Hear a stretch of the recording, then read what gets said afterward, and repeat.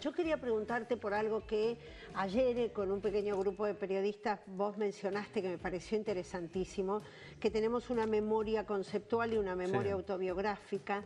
¿Desde qué lugar lograste reconstruir esos sabores, los sonidos, los olores, todo eso que forma parte de los sentimientos que después te llevan a escribir, ¿no?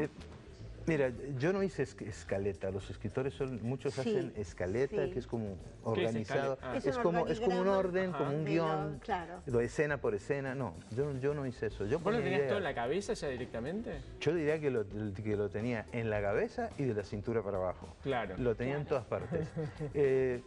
Sí, porque yo en la primera frase que puse tomé la voz del personaje inmediatamente.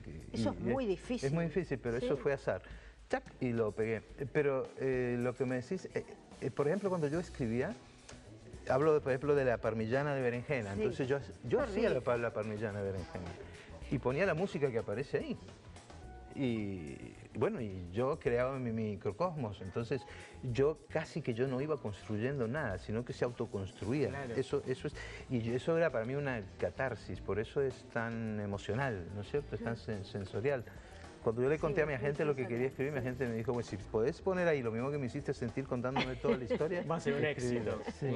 Ahora, yo me pregunto, Walter, vos como escritor obviamente y todo lo que transmitís en la novela tiene mucho de sentimiento tuyo, ¿verdad? De experiencia tuya. Sí. Ahora, si vos vos o cualquier escritor en realidad tuviese que escribir algo por ahí similar o alguna, a ver, por decirlo de alguna manera, alguna aventura similar sin tener todos esos conocimientos o vivencias, ¿se nota? ¿El escritor lo puede llegar a hacer de todas maneras? Sí, lo puede llegar a hacer, pero se nota.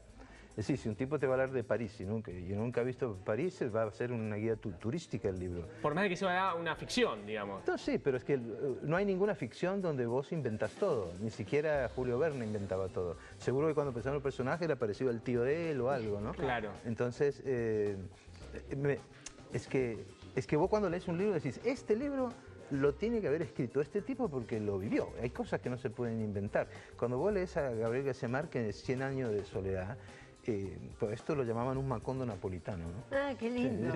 Entonces, 100 años de soledad, él, claro, toma toda esa historia, todas las experiencias y todo eso y lo lleva. Uno no puede inventar Macondo. Tiene que haber algo. Algún lado lo tiene que sacar. Sí. Y yo creo que ahí va un poco en que sea creíble, ¿no? En que sea creíble. Hay cosas que son creíbles. Si vos nunca has dado un beso en tu vida y querés hablar del placer de un beso, pero no lo vas a hacer bien. ¿Y qué sentiste vos y a qué edad volviste a Nápoles? Porque te trajeron de chiquitito. Sí, yo tuve la oportunidad de ir a Nápoles como a los 24 años, ¿sí? Porque había un Nápoles en tu imaginación, por las condiciones. Es que yo conocí Nápoles antes de ir a Nápoles, porque todo el tiempo hablaban de eso. Claro, por eso. Y todo el barrio era de eso, y toda la gente que había en el Espineto comíamos, eso, todo el mundo educaba a los hijos. Eso ocurrió aquí en Buenos Aires, ya era multicultural Buenos Aires en los años 50. Entonces yo la primera vez que fui, pues yo me asusté un poquito y todo, pero después cuando ya, porque yo sabía la calle en que yo había nacido, pero no la dirección, y mis viejos nunca me decían dónde había nacido. Claro, querían esconder el barrio un poco quizás, porque era la Sanità, era un barrio que había sido la Camorra, ya no. Entonces es un barrio que es muy querido en Nápoles. Y entonces cuando supe dónde viví, que lo descubrí por Google, y una línea azul que me llevó, me fui inmediatamente y la experiencia cambió 180 grados. ¿Y qué sentiste? Porque por más de que, obviamente, naciste ahí y no te acordás, pero digo, ¿qué sentiste? ¿Qué es lo que te viene al cuerpo?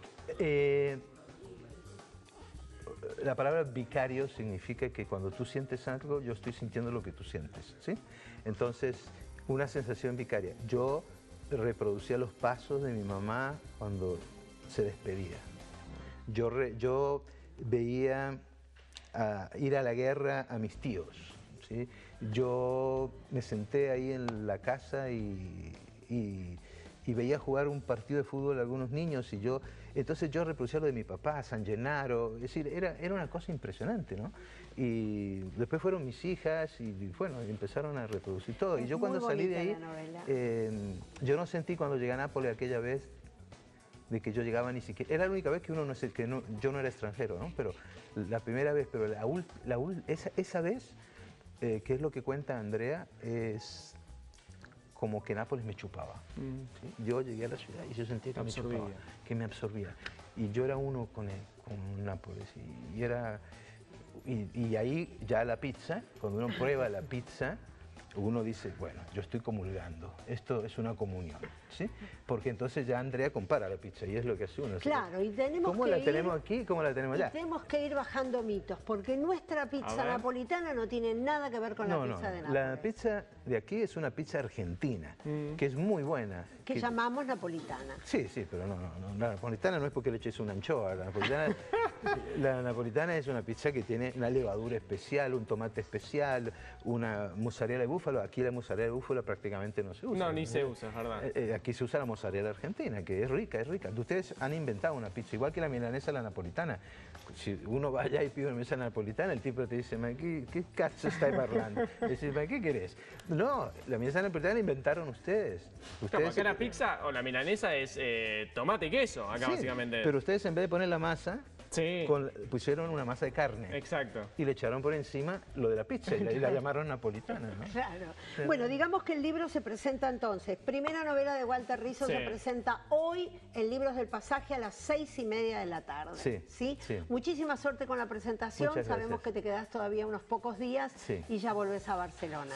Bueno, y mucha suerte con la novela porque es realmente hermosa. Muchas gracias. Es muy cálida y uno se reconoce. Muchas gracias. Susi está, te digo, en su salsa, está emocionadísima que haya llegado. Yo te voy a hacer una última, pues sé que sos abiertamente muy feminista, te consideras feminista. ¿Cómo ves, bueno, acá en la Argentina, vos sabés que en estos últimos años, este último año se le ha... o sea, está tratando de darle mucha importancia, ¿no?, lo que es el derecho de la mujer. La mujer se ha puesto, digamos, esta pelea al hombro directamente con distintas, obviamente, digamos, derechos que buscan, están como yendo por todo. ¿Cómo ves vos la sociedad acá argentina y a nivel mundial con respecto a la mujer? En Europa es muy parecido aquí, ¿no? Es decir, el movimiento feminista es un movimiento político. ¿Sí? No es un movimiento solamente de los derechos, es un movimiento político y defiende una cuestión estructural, que estructuralmente hay un machismo, hay una cuestión patriarcal, hay un micromachismo que siempre está metido ahí, pero lo que yo veo a nivel mundial es que las parejas, por ejemplo, van hacia una androginia psicológica, ¿sí? Donde los papeles y los roles se están superponiendo, no sexual, sino psicológica. Entonces, yo precisamente lanzaba el libro el 8 de marzo, claro, el Día Internacional de la Mujer. Pero la manifestación fue impresionante, había muchos hombres. Entonces yo estoy viendo que ese movimiento, las europeas creen que son ellas, porque yo digo porque no conocen a las argentinas, porque aquí el feminismo empezó antes de lo que empezó en España, por ejemplo. En España estaba Franco y la gente estaba prohibido besarse en la calle, imagínate. Entonces tenían que ir a París a ver cómo se besaba la gente. Entonces yo creo que yo tengo un lado femenino porque tengo 2 hermanas, 2 hijas, pacientes mujeres, alumnas mujeres.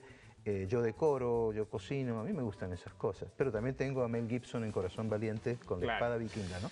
Y se mezcla. Entonces lo que te puedo decir es que eso es algo extraordinario y eso va a cambiar toda la estructura de la sociedad como la conocemos, ¿no? Bueno, Walter, la verdad que ahora sí ha sido un gusto, hablaremos de mil cosas más, porque la verdad tiene no solamente la novela, sino que es grosso en serio.